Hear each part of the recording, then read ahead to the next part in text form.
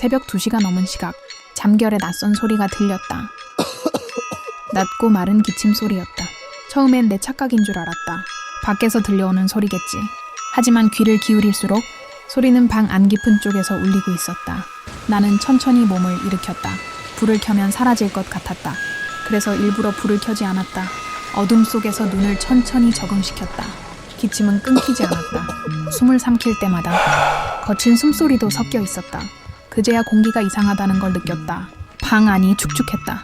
분명 문도 창문도 닫혀 있었는데 습기 섞인 냄새가 코끝을 스쳤다. 나는 소리가 나는 방향으로 천천히 걸었다. 책상 쪽이었다. 책상 위엔 아침에 마시던 커피잔, 그리고 며칠째 정리 못한 서류 더미, 그 아래 어둠이 조금 더 짙게 깔려 있었다. 기침 소리가 멈췄다. 대신 아주 느린 숨소리가 들렸다.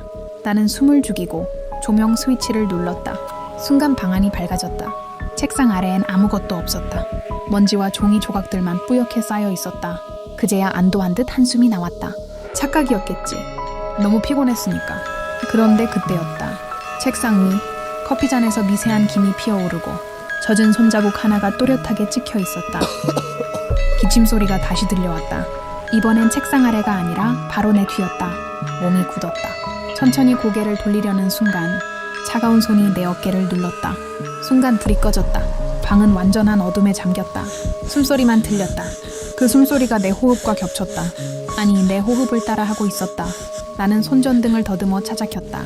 불빛이 비춘 벽면엔 기침 자국처럼 번진 붉은 얼룩이 가득했다.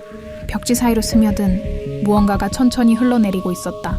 나는 비명을 지르려 했지만 어깨를 눌렀던 그 차가운 손이 이번엔 내 입을 막았다. 조용히 해. 나 아직 여기 있어.